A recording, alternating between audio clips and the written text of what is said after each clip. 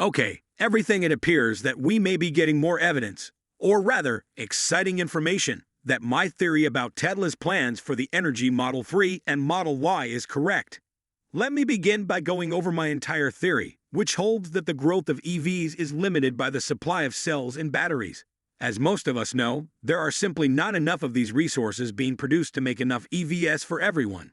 In addition, these resources are costly, take a long time to manufacture, and require massive factories, as we saw with Giga Nevada. Subsequently, there was a breakthrough with LP cells, and China went all out to build LP cell factories, specifically CATL and BYD, as well as making their own in-house cells. A simpler, less expensive cell than those made using cathodes based on nickel. The disadvantage of lithium-ion batteries, LFP, is that they are less energy dense than other battery types. This means that in order to achieve a decent range, an electric vehicle must have a very heavy battery pack, which can negatively impact handling and braking performance. On the other hand, if an electric vehicle can achieve a more efficient drivetrain, it can obtain more range and performance from a battery of the same size. Tesla has announced their new battery, which is called the M3P cell, a lithium manganese iron phosphate battery. But people have mistakenly called it that because the M3P cell uses manganese in its cathode. In reality, the M3P cell is a hybrid of LFP with a ternary cathode made of aluminum, zinc, and manganese. Notably, all high antisense cells still contain cobalt, despite the fact that this hybrid cell doesn't contain nickel or cobalt. Because of this, we were able to create a more energy-dense cell than LFP, which can make a huge difference, and at the same price as traditional LFP cells. As a result, EVs can now achieve longer range with lower cost cells, and for many vehicles, it may provide a sufficient sweet spot of range that was previously only possible with the more expensive and rarer nickel bell cells. This is why I have been stating for some time now what a big deal these cells are. They will allow us to have cars with ranges exceeding 300 miles with lower cost cells. Without nickel cells, this probably saves around $3,000 per battery to achieve the same range, and I believe that 300 to 330 miles of range will be more than enough for the great majority of drivers. I am aware that some people believe that as EVs become more commonplace and faster at charging, their range will increase to 500 miles in a few years. However, I don't think that will happen. On the contrary, I believe that EV ranges may decrease as the cost of EVs drops, which is what this is all about if we want mass adoption of electric vehicles. I've been updating you on the new factory that has been expanding over the last year or so. It was originally intended to have an 80 gigawatt capacity and may even reach 100 gigawatt hours annually of production. Tesla is by far the largest customer in the ATL, and without 4680 sales in high-volume production tests will depend on CATL for cell supply as Tesla needs a lot of sales and, as we previously stated, the other cells take far too long to make and require enormous factories, whereas LFP are much simpler and can be ramped up in higher quantities at lower costs.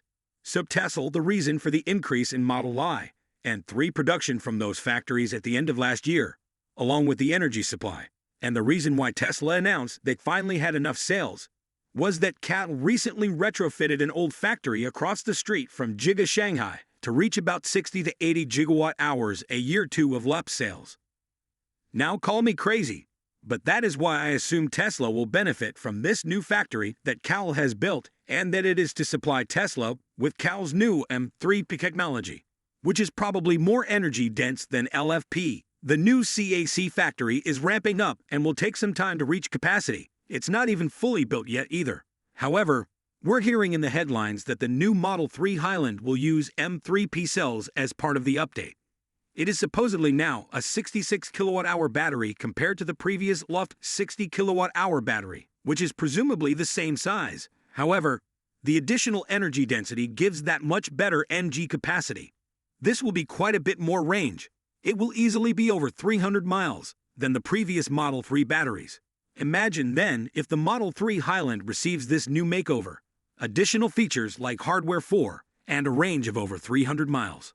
Tesla may be able to raise the price, but it's possible that the cost will not have increased significantly because of the cost savings included in this update. As I mentioned earlier, however, CATL also has a new battery called the Chillin battery, which is actually a structural battery pack that uses the cooling ribbons as structure rather than the actual cells to result in further weight saving. I'm not sure, but the range could be as high as 300 miles, which is a serious range for a car that may still be relatively inexpensive. So this can be very significant.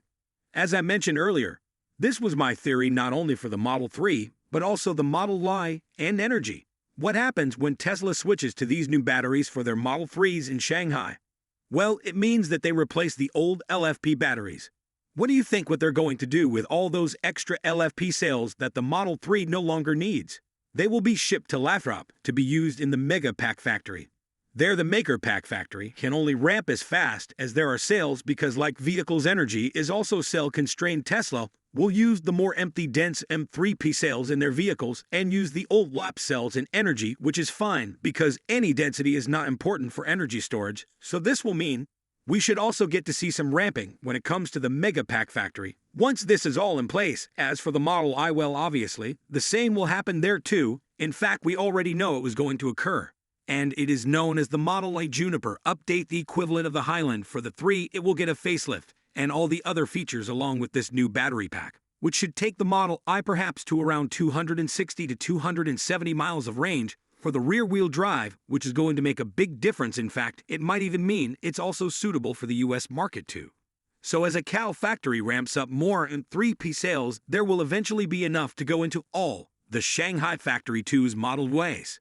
Newton's statements notwithstanding, the price started to fall in November and dropped as low as roughly $206 per share. After falling 60 points in less than 4 months during Tesla's dismal fourth quarter, the stock has now recovered to nearly those same levels and looks to be reasonably steady, especially considering that he expanded the market value to $700 billion. Newton issued a warning, stating that investors simply cannot function in this way, which is why the electric vehicle manufacturer missed its earnings. Elon Musk, the CEO of Tesla, largely covered the client by selling his Tesla stock to finance the business's $44 billion acquisition of Twitter, despite the company missing its third quarter target and production and delivery goals. Due to his political tweets and memes, as well as his leadership style, venture had generated substantial unease among Tesla investors since going public in 2010. Some have even called for him to leave the social network firm. I'm really happy that it appears that my early predictions were accurate and that I still understand how this business operates. It's still all about batteries. The target was 80 gigawatt hours per year, and that seems to be about right. There will then be a lot more loft sales available for energy storage, probably 2 more than Lathrop could handle. For this reason, Tesla is building the Shanghai Megapack factory too, which will be able to build enough megapacks for this additional LSP supply. The math all works out to a new 80 gigawatt hour a year cell factory and 240 gigawatt area megapack factories.